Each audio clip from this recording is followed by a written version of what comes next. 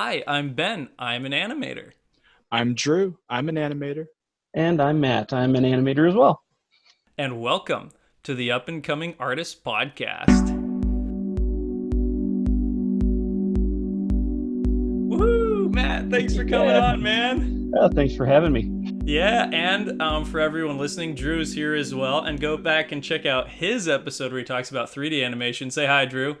Hi. Thanks for having me again, Ben. Yeah, thanks for co-hosting with me, man. Well, I am super excited to have both of you guys on, but particularly Matt, because at a time when everyone is quarantined and everyone's stuck inside, I get to meet a new face. So it's really cool. I've been following Matt on Instagram for a while, so it's awesome to have you on the show, Matt.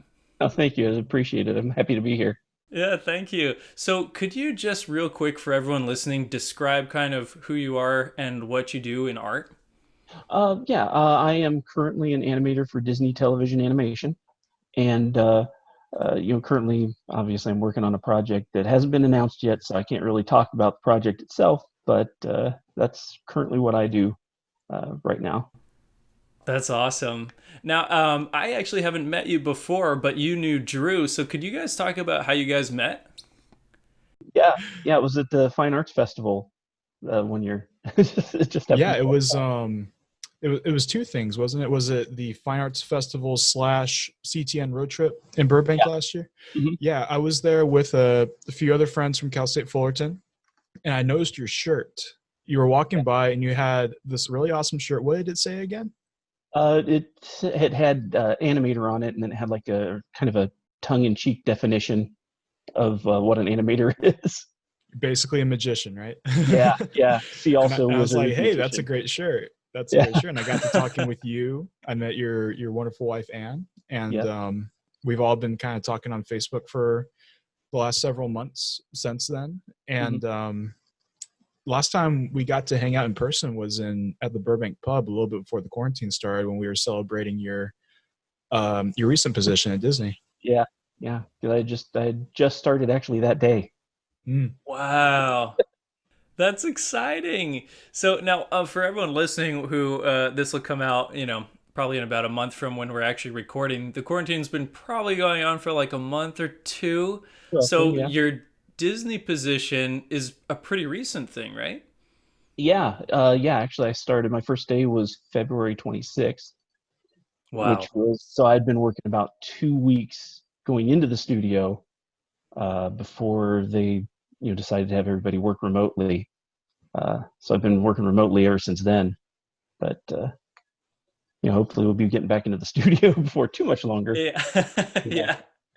Well, how's that going? You're just working off the Cintiq? Yeah. That's pretty much it.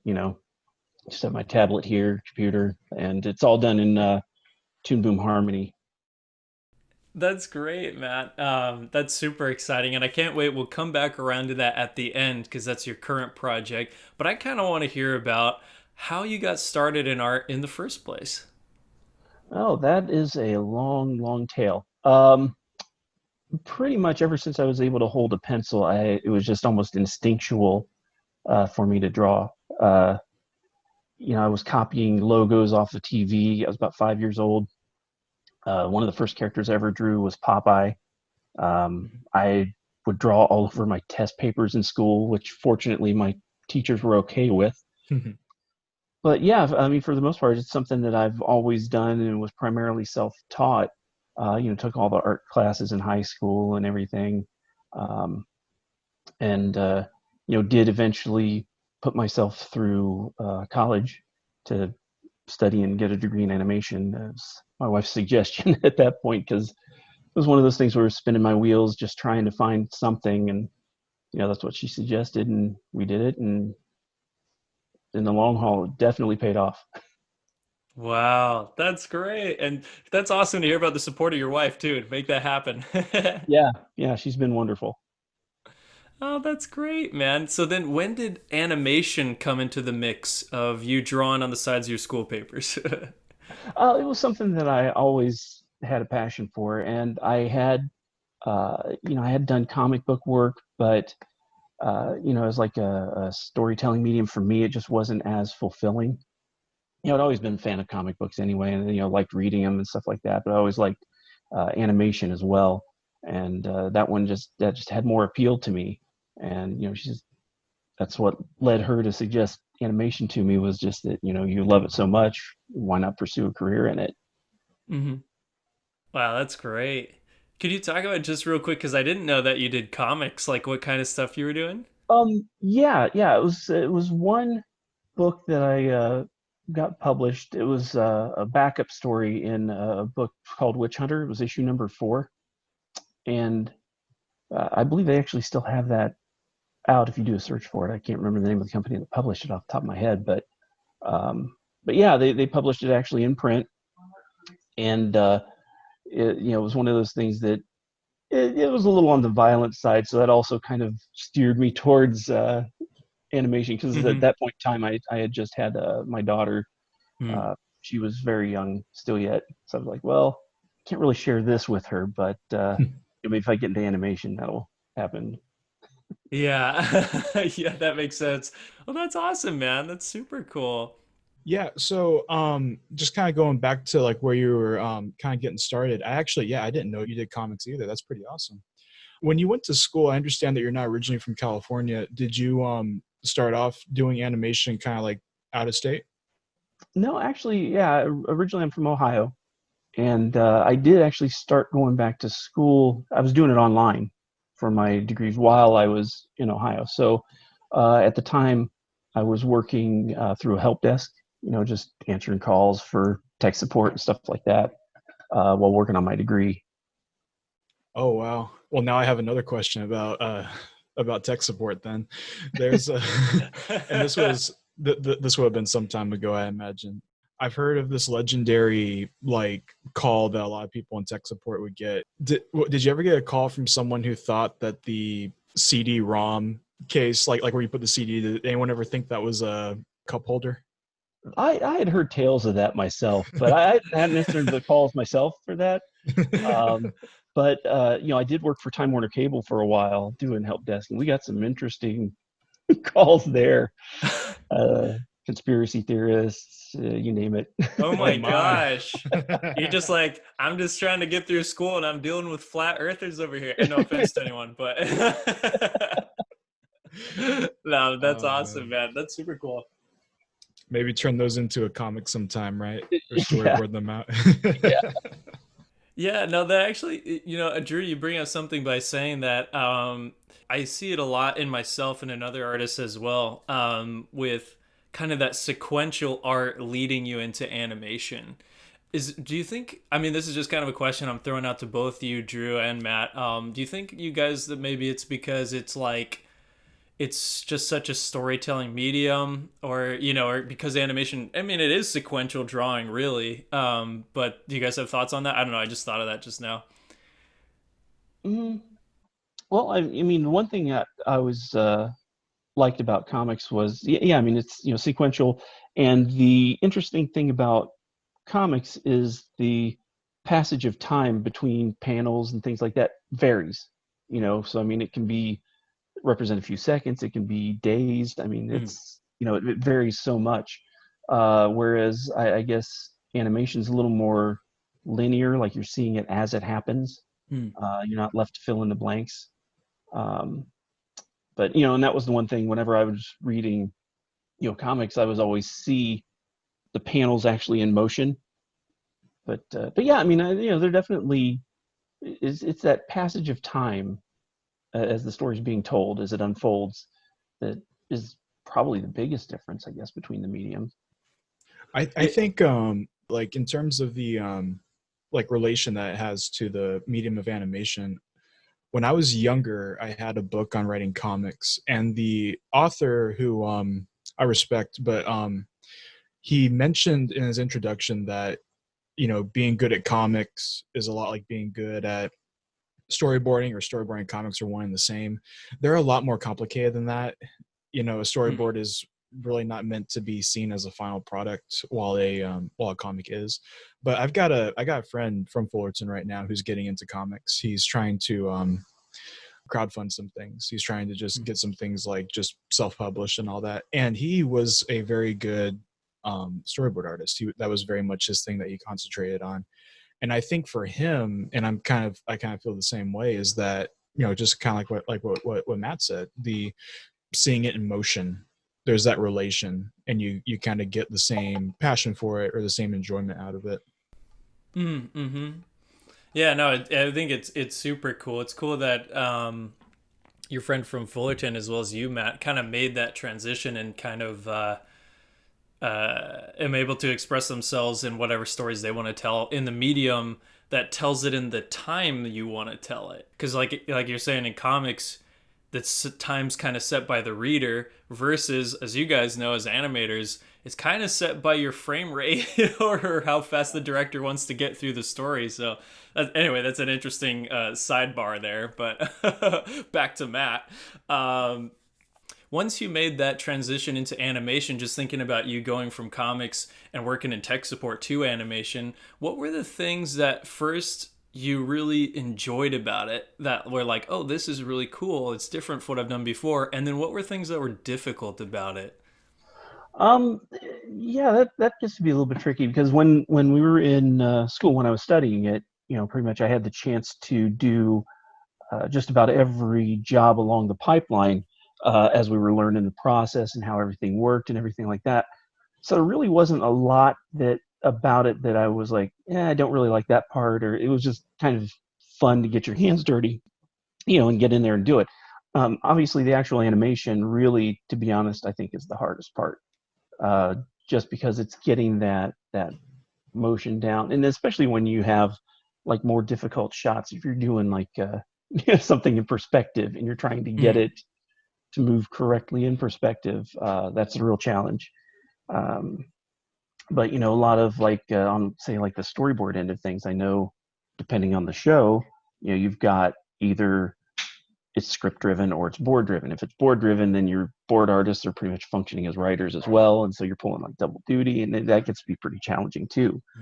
So yeah, that's tough. But I think the actual executing the animation really is the most challenging part. I'd have to say it's definitely pretty challenging. Yeah. And this is a question I'll throw out to both you and Drew, because this is something I think about as an animator, is what are some things that, if you guys have any, that you kind of feel like you fall into when you're animating a shot? I'll give an example of myself. So I will always, whenever a character's like head is turning or whatever, I will always do it kind of the same way, like a pendulum swing down, coming up like that. And it's just textbook, like pendulum swing, head turn. Do you guys ever find you do things like that, or there's like a rhythm you get into? Yeah, because I think a lot of times, because it can be so challenging to create this performance, that you tend to fall into areas where you might resort to shorthand, things that are easy. It's like, well, this worked before, this is just how I do things and stuff like that. And it's hard not to fall into that, because every character should be different. And so they should behave a little bit differently, and the way that one character would turn their head might be a little different from another. So it can be challenging to find a way to break that up. But yeah, I mean, especially when you're pressed on deadlines and you're working, how crazy it can be for turnaround on TV shows and things like that. Yeah, I think I lean on those shortcuts a lot, and it's hard to keep it from being really mechanical, like that even spacing, or to vary that up, give it a little more punch. But yeah, it's just so easy to fall into those shortcuts.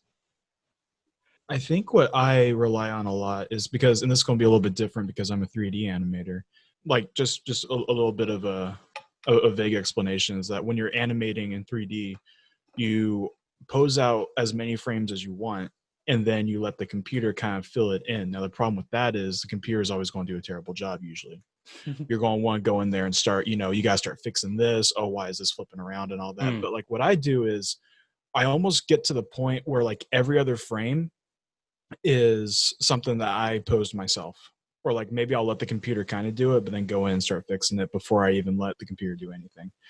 And to the point, it looks a little bit like Into the Spider-Verse, because Into the Spider-Verse Mm. did, like, I think in terms of animation, that might be one of like my very favorite movie, just because it's like, wow, they stopped it at the stepped point. They didn't go into spline. That's Mm. kind of the terminology for it. I'm like, that's so cool. That means everything in there you put in there, the computer didn't do it for you. Here's the problem with that. The problem with that is that inevitably, when you do eventually say, okay, let's finish it up, let's make it more smooth, well, you're going to start seeing hitches, or like maybe some things hold for a little too long. You don't get those nice movements that you quite want to. It might look a little bit jittery in some places, just because you were putting it there and it wasn't as evident back then when you were in stepped mode that it looks that way. So inevitably I have to go and start deleting frames, not entire frames, just frames on certain body parts. So that's another thing I rely on a lot. But like, to talk a little bit about what you guys mentioned about head movements, when I had a chance to ask one of the animation supervisors on the Iron Giant at it wasn't Comic-Con, it was WonderCon a couple years ago. I asked him and at the time I was a student, I was about to graduate, and I asked him, what do you feel like you learned about animation while working on this Mm. film? And he specifically brought up how that pendulum, that arc that every head turn in animation makes, like just the one everyone tries to do, he really tried to figure out other ways of doing that, because not everyone's head's going to turn that way, Mm-hmm. especially with a character who is as frantic as like Ted or someone in that movie. It and I found that very interesting, because yeah, I kind of look for that too. Mm. Like, yeah, it's nice when the nose kind of makes like that nice little arc, but how many times are you going to do it until it just starts looking kind of Yeah, weird? until it looks like, Ben, you've done this like 60 times already, you know? Like everyone does it, yeah. Yeah, no, that's awesome. Well, anyway, yeah, I know these are just kind of random questions that are coming to the top of my head, but they're kind of interesting because I think the more that I animate, the more I'm running into what I don't know. And so it's cool for me to hear about what you guys have gone through so I can look out for it kind of in my own work. And hopefully everyone listening who's an animator can kind of see that as well. So to kind of transition that, we were just talking about kind of some 2D and 3D animation, and I just want to, for everyone listening, make sure that everyone understands. So, Matt, you're mainly a 2D artist, correct? Correct. Yeah. Did you study 3D while you were in school? Yeah, I've had a chance to do a little bit of that on like school projects and things like that. I've not done anything like that professionally. It's all been 2D, either hand drawn or puppeted. So Mm.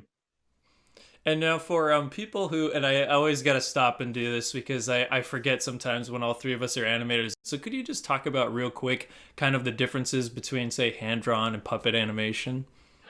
yeah. So hand drawn obviously is we're drawing absolutely every frame of animation, just the transitions, all the movements in between. It's all drawn frame by frame. The puppeted, you kind of think of it like if you were to take a character, like you drew a character on a piece of paper and you cut all the limbs apart and then fastened them back together with little fasteners. That's kind of the way it works in the computer. You've got them all cut apart. You can move the individual limbs. The computer does, the in-betweening for you. But it's, for all intents and purposes, is still a 2D animation. It's not like the models or the 3G animators have. Um, but you still have that same fall into that same trap that Drew was talking about with the 3D, and having to then fine tune the animation itself, because everybody knows the computer is the world's worst in betweener. I guess that's universal with 3D, 2D, puppet, whatever, Yeah, it still wants to do that, but so you have to really finesse it. But yeah, in that regard, you're not redrawing everything. Maybe an occasional special pose or things like that, because you're just swapping out parts a lot of times. I remember when I was talking with you at CTM when we met, Mhm. you were telling me about a project that you had just finished, and how a lot of times what you might end up wanting to do, again, computers the worst in betweener, and working with a puppet specifically, the way that you might not necessarily get the exact movements you want in every single shot. So inevitably you're going to go over it and kind of draw in certain frames like on top of it. Is that what you mentioned before? Does that ever happen? Um, I can't recall that type of scenario ever happening, but typically the process we went through, and I know what you're talking about, was Human Kind of is what I was working on at the time. The process we went through is like in Harmony, there's an option you can turn on where it does what they call stop motion keyframes. So that means that it's going to place a keyframe wherever you move the part, and it's not going to in between it. It's basically like Hmm. when you have the step setting on Maya or whatever. Yeah. And then, of course, you can have it in between when you've got the poses right. But one big part of it is like, for instance, a character's hands. You're not going to rig a character's fingers on that because it just gets too difficult on the puppets Hmm. to deal with. So you'll just generally have hand poses drawn. And then what you'll do is what's called a drawing substitution. So you just swap out different hands, for whatever pose, whatever gesture you want. And sometimes those can even be in between, really, depending on how you want to do it. So you just swap a series of them out so that it animates properly.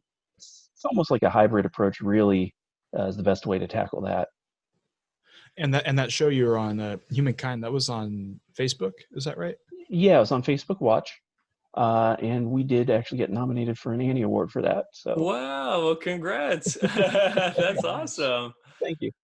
So, actually, that's a good transition into what are the projects that you've worked on? Okay, so the projects I've worked on, as I mentioned, was Humankind of. That was actually one of the first major projects I did freelancing for a studio. It was Lowbrow Studios out of, I believe they're out of Connecticut. Um, Mm. but yeah, I just remote freelance for them to do some animation on that, among some other things. That led to doing some character designs for Adam Ruins Everything Oh, nice. through them also. And then I did do character designs for a pilot they did for a pilot called Space World. It had Tommy Wiseau. Uh, Oh, Oh, nice. you worked on that? yeah, I Cool. did. I did the character designs for Tommy's TX character. Wow, Wow. that's awesome. So the character designs on that. That's incredible. A friend of mine, Chris Wimberly, did he got together a group and we did a pilot for a show called The Real Birds, which I think also was on Facebook. Hmm. But so we did that. Oh, I did a music video for Perry Grip too. It was Oh, Robo cool. Hambot. So I did that one. So it's on his YouTube channel. Oh, that's Uh, great. and then after that, the freelance pretty much kind of dried up. But fortunately, Disney came along, and I started there. So That's great. Now, just since we were just talking about hand-drawn animation, puppet animation, all that stuff, so for some of those projects, you were the character designer. So were those puppet animation? Were they traditional? those were puppeted, and actually, I think they did those in Flash, if I'm not mistaken. Now, does that change the way that you design characters, knowing that they're gonna be a puppet in the end, and basically in that way limited? To some degree, depends on what style they're looking for. But as far as the character designs we did for Adam Ruins Everything, they were looking specifically for something that looked like the McGruff the Crime Dog Mm-hmm. show, those commercials. So it was just a matter of trying to get it to look like that particular style. And then I think with the Space World one, that was a little more like the Hanna-Barbera, uh, 60s and 70s TV series type format, which was Mm-hmm. already limited animation to begin with. Mm-hmm. But it was just trying to get that kind of flavor into it more than anything. So That's awesome, man. So, what are just real quick, since you've done such awesome character designs for such cool projects, what are some like things that have helped you with designing characters? Obviously, like you were just talking about that direction from the directors, like, oh, we want it to look like McGruff. But what are like other things like artistically? it's such a challenge. I mean, you definitely want to be able to either mimic different styles or be able to adapt to different styles. So it's not to say don't practice your favorite. I know there's a lot of people out there that just absolutely love drawing anime and stuff like that, and that's fine. Absolutely, draw your heart out, but familiarize yourself with other styles. Definitely. practice different things, expose yourself to different things, and not just animation either. Live action. Analyze the way that they've done costumes and things like that. Those things all help. And as far as character design itself goes, there was actually one of the art directors I had met over at Disney TV a few months ago. We were talking about some things, and he said the one thing to absolutely have in your portfolio is turnarounds. He said, you do not know how many times I have to hire somebody else to do turnarounds because either the character designer couldn't do it or they were intimidated by it. So you had to hire like specialists to actually do just the turnarounds. Wow, that's crazy. Yeah, so make sure you do your turnarounds. Yeah. That's some great advice. And especially now, correct me if I'm wrong here, it might also extra be important if you're doing puppet animation because they might use those kind of directly for those puppets, right? Yeah, absolutely. Absolutely. Because a lot of times with those puppets, every view has to be a separate drawing. And so, they will need to swap those out depending on the angle and the shot they're using and things like that. And most times, you won't even have the character design happening until they kind of have the storyboard going so they know what they're going to need as far as that goes. So, like for the Adam Ruins Everything, most of the characters were just 3/4 front view, but there were a couple that needed either also a side and a back view, so I had to draw those too. Mm. Yeah, that's great. That's great advice. Drew, did you have something?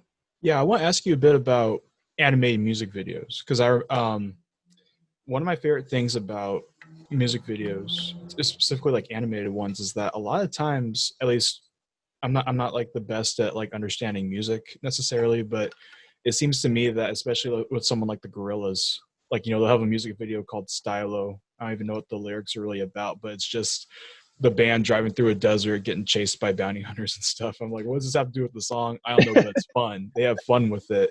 And Right. music videos really are fun. I love animated music videos. So when you did yours, did you have any kind of direction? Did you try to go off of what the song is really? Did you just interpret it yourself, or did you just kind of like have fun with it, or how'd that kind of go? Yeah, well, the nice thing about Perry's songs is they're very literal. So, in terms of that, you can listen to the lyrics and you can kind of figure out, okay, I know exactly what this song's about because I mean, in the case of Robo Hambot, it was about a hamster who was a superhero because he was, essentially a cyborg. That design is so adorable, by the way. Thank you.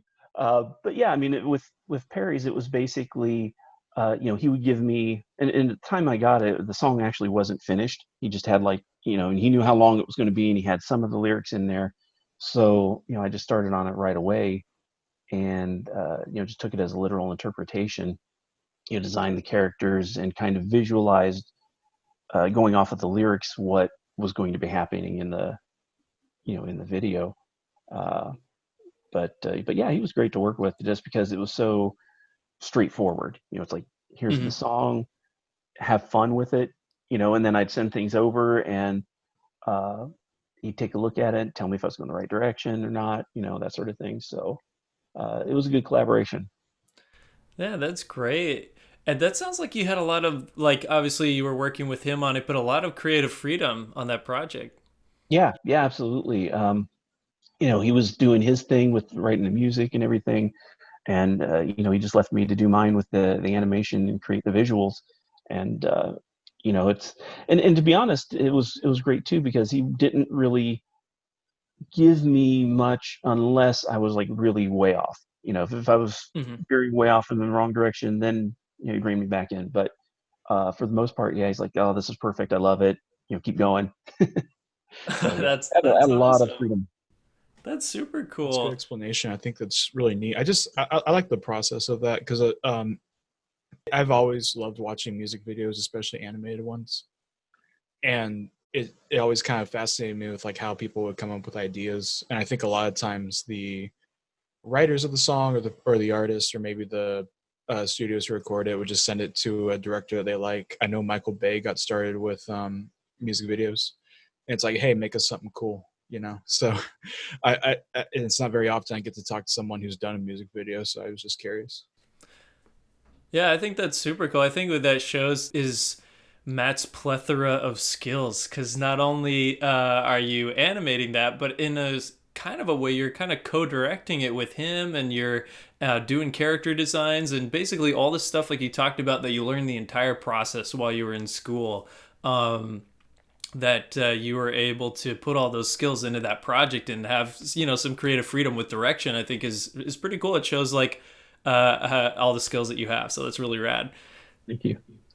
So what I was gonna ask next is on that project you were talking about working with him, and unless you were like really out in the weeds, you pretty much had creative freedom. So when it comes to animating other projects, say for example when you're an animator and you're given a scene, do you typically get a lot of creative freedom to kind of like work with what's on the boards and maybe what the director's given you to kind of do your acting and your animation? Or is it on the projects you've done been a little bit more, no, we specifically want this character to do this at this point kind of a thing?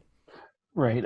Yeah, I mean, there's still a lot of freedom, a lot of latitude based on the boards. I mean, the one thing is knowing when to lean on the boards and when not to as much.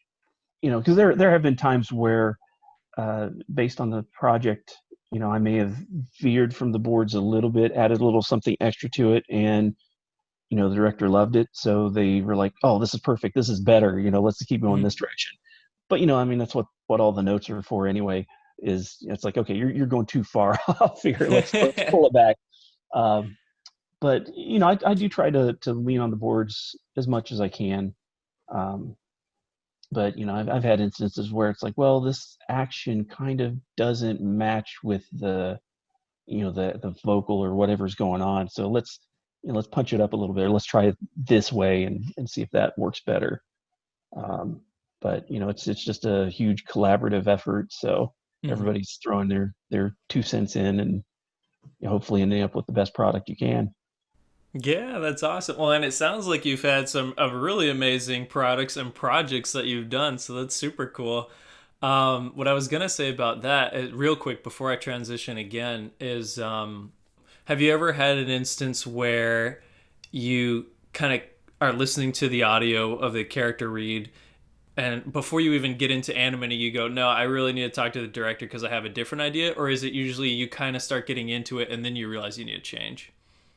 Yeah, a lot of times the boards that we get from it provide pretty good guidance, and I do listen to the audio almost exclusively, just trying to feel and visualize what's going on. So for myself, a lot of times I'll just dive into it from listening to the audio, um, and yeah, I usually don't say anything to the director unless it's going to be a drastic difference.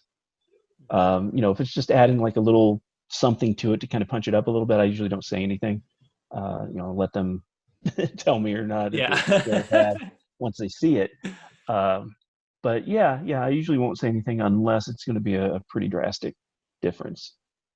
Got it. And then, kind of along those lines too, as an animator, and you're working off, for everyone listening who doesn't know about animation, basically the storyboards, which are drawings that have kind of pre-visualized every shot of the animation before it's animated. So you're working off the boards. Do you ever work off of personal reference, like filming yourself or looking at acting online? I have on some projects. I haven't used it possibly as much as I should at times, but I think that's true for every animator. yeah. For me. But for the most part, yeah, I haven't used it that frequently. But it's definitely a good tool in the toolbox, depending on what you're trying to accomplish, and especially on the feature side of things. Mhm. Where everything is so much more meticulously gone through and refined and everything. They have a much longer timetable and turnaround on their projects. If you're a feature animator, I would say you should be going to that almost every shot Mhm. at life reference. Do you use exposure sheets a lot in your production? In what we're doing now, Yeah. I mean, I can't really go into detail about the project itself, but it's so different and unusual that we're actually off of the main pipeline. We're Hmm. on our own pipeline for it. Wow. So, but yeah, that usually exposure sheets a lot on that. But since we're using the computer, you get so used to the like the timeline, and you're just You looking at can the scrub timeline, through and the audio. yeah, just scrub through it there, and it's one of those things that the X sheet doesn't come into play as much. Hmm. Hmm. I was looking for an X sheet of mine that I had just to see if I was using one recently. But like typically for X sheets, I don't really know how to use them aside from just plotting out dialogue. And I'm wondering if do either of you guys ever use them for anything besides dialogue? No, I don't, just dialogue mostly. Uh, Hmm. but yeah, I don't use them for beyond that. Yeah, that's a good question. And for everyone listening who doesn't know about animation, what Drew's talking about is basically a sheet with numbers on them, and well, there's other columns too, but basically that you can keep track of every frame of your animation and what's happening throughout. And back in the old Disney days, that would get passed on to all the different departments so they'd know how things would need to be shot. So a sheet that kind of helps you keep track of when you're animating a shot, what you need to do at what time. Say in your drawing, or in Drew's case, 3D animation, where you want to plot out your keyframes for your characters. So where I work in stop motion, we use a program called Dragon Frame. And basically, the whole thing is an X sheet that you're working off of. So, one of my things as a lead assistant animator is to put in the dialogue and put in the mouth shapes for animators so they don't have to worry about that when they get to the process. When I get a shot back from an animator, I'll see all sorts of little drawings and stuff on the side where animators, including myself now, and this is what I'm getting to, will put like eye blinks because it's stop motion is straight ahead animation. So, you go from one frame to the next frame to the next frame taking photos. Um, so I actually, to answer your question, Drew, in the longest way possible, I do use an X sheet actually pretty regularly now. Now that I'm in stop motion and having to work straight ahead versus pose to pose, where I could kind of plan out some of my bigger actions. So yeah, I actually use an X sheet a lot now, but it's in Dragon Frame and it makes it a lot easier. Hmm. I think a good point to make with all this talk about exposure sheets is that animation is planning. Planning is so insanely important to the animation process. It makes everything so much easier.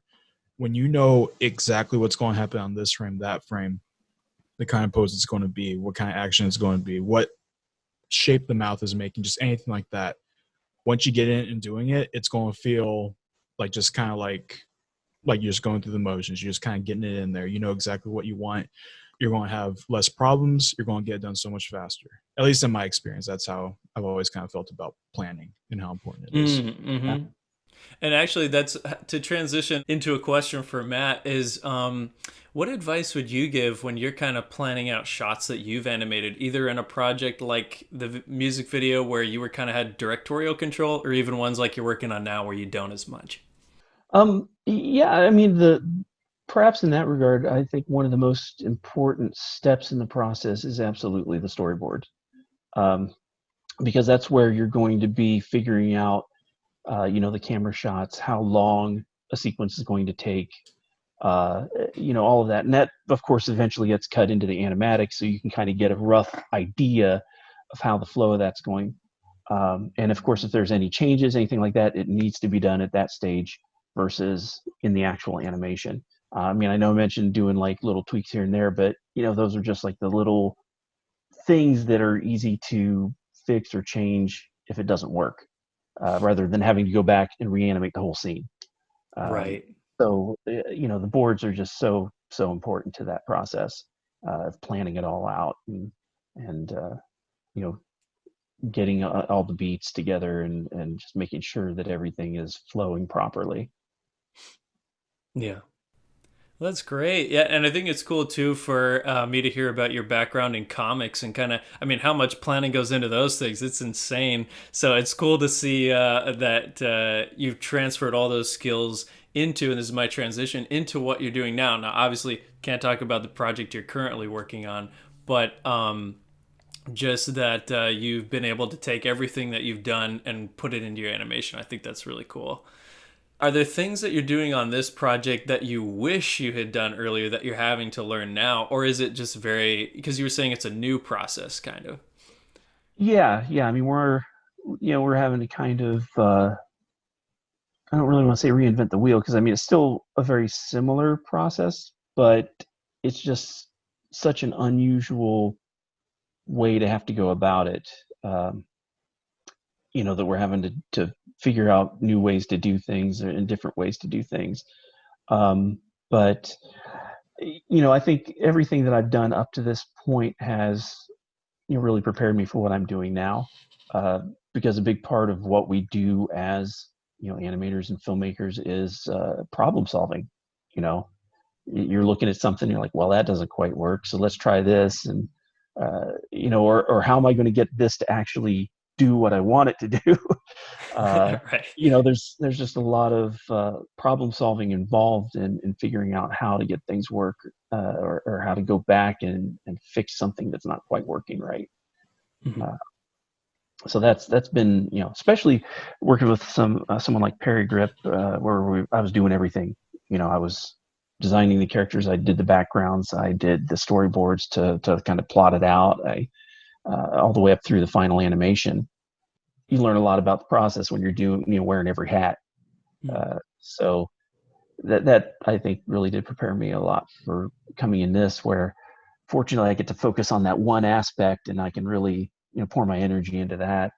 Um, but yeah, it definitely prepared me for the problem solving and communicating with not only my director but my colleagues as well, because I'm not the only animator on the project, of course. But going back to them and seeing, what did you do for this? I know you had a scene that was very similar. What did you do for this to make it work? That sort of thing. So yeah, I think it's all just come to a point where everything is serving me well right now.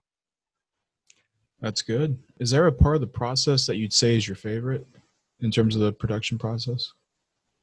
Overall, the actual animating is one of my favorite parts of the process right now. It's like everything leading up to it. I've liked having my hands in it before, but now actually seeing the characters come to life, get that performance down and watching it is pretty exciting. Mm-hmm. I feel the same way, man. That's what got me into being a character animator. I knew I wanted to do something in animation like, 10 years ago. I knew I wanted to do that. But when I started meeting like animators on all these great films that I love and just hearing their passion and just seeing the process of making a character come to life, that's when I knew, yeah, this is it. It's not the easiest part of it, that's for sure. But this, to me, this is the best part. So I feel the same way as you, Matt. Yeah, that's awesome. And I think it's cool too, just like Drew, you brought up, and like Matt, you said earlier when we were talking about kind of what's the most difficult part of animation, you're saying, well, actually animating, and yet that's your favorite part. It's kind of like a little obstacle that you're like overcoming every day at work. And I think that's really cool. So, to kind of transition it now into the future of you and your art, since you have done so many things, you've directed, you've done character design, you're animating right now. So, what do you want to do with your art and animation and your career in the future? That gets me challenged. I mean, I want to do a lot of different things. Um, right now, I absolutely loving working for Disney. They've been exceptionally good to those of us that are able to transition and work from home. Uh, Obviously, I feel for those that unfortunately had to be furloughed and things like that because of this whole situation. But uh, they've been very good in working with us and getting things set up so that we could continue providing what we were doing. Um, I think going forward, I think at some point I probably would love to work on a feature just to have that experience, see how different it is, how different the pipeline is, and things like that. Um, so that would be pretty amazing. And, just having that opportunity to do something like that. I don't know. I don't know if I'd ever want to go as far as directing just because I have too much fun animating. You don't want to give it up. Right. Yeah. That's good. It means you're in a good place right now, and you're happy with the obstacles you get to overcome. I think that's really cool. I just want to say, man, I'm very happy that you're able to be in the position that you're in currently. It really is a blessing to be able to work on like work at a studio that's just so incredible, makes such great stuff, and I can't wait to see your current project when it's done, man. Really. No, thank you. Yeah, it's one of those things that I think being in this particular industry at this point in time was definitely a blessing because so many of us are able to continue what we do remotely, Mhm. uh, and be able to keep doing that. So yeah, that's definitely a blessing for that very reason. Um, it's phenomenal. Yeah, I think it's cool too. Like just to take it all the way back, that like doing something else and then having the encouragement of your family, like your wife and everyone getting you into it so that you can be in the place that you are now, and inspiring artists like me, Drew, and everyone who's listening to this episode, I think is just really cool. So thanks for following your dream and inspiring the rest of us, man. And it's been a pleasure to have you on the show. Oh, thanks for having me. It was great talking to you guys, and yeah, I really appreciate you having me on the show. Yeah. So speaking of personal projects, real quick, where can people go to check out your work online? Oh, okay. Well, I do have my Westfall tunes on Instagram, and then I do have my own website. It's mattwestfall.wixsite.com/mwestfallanimation, and that's where they can find a lot of that stuff out there. And then, of course, Human Kind of again is still on Facebook Watch. You can watch it there. It's like 21 episodes in the first season. Wow. Um, Cool. and then, Perry Griff's music videos are all on his YouTube page. And that's PARRYGRIPP if you're Hmm. doing a search for it. But you can find Robo Hambot there. Uh, yeah, so I think that's pretty much where you can find most of my stuff. That's awesome, man. Super cool. Super appreciate you coming on and talking about it. And this is episode 40. So for everyone listening, woo, we made it this far. So thank you guys for joining in. And real quick, while I still have you on the line, Drew, where can people go to check out your awesome work, Drew? You can find me on my website, which is Drew Tipton Animator, which is also a Wix site, but I more commonly post to Instagram, which is at Drew Sketchbook, DrewSsketchbook. Same thing with Twitter's the same thing. Cool. It's perfect. Well, thank you guys for sharing about your experiences in animation. Obviously, we're all three animators. We love it. We're passionate about it. And thanks for sharing your passion with all of us, guys. Thank you. It was a pleasure. Thanks for having Cool. me again, Ben. Oh, absolutely. Hey, hey, guys. Thanks for listening to this episode with Matt Westfall and Drew Tipton as my co host. Bam. Uh, it's been cool to be able to meet new people during the quarantine. And even though we're all trapped in our houses, to be able to see some fun faces. And talk about animation. So, thanks everyone for checking out this episode. I want to thank Matt and Drew again for coming on. Be sure to check out their work on Instagram, like we were just talking about. You can look at Matt's at Westfall Tunes on Instagram and Drew at Drew's Sketchbook. So yeah, be sure to check out their work. And as with every time we end this podcast during the quarantine, be safe, be healthy, and in whatever area of art you enjoy, keep on creating. Thanks, guys. Episode 40. Woo!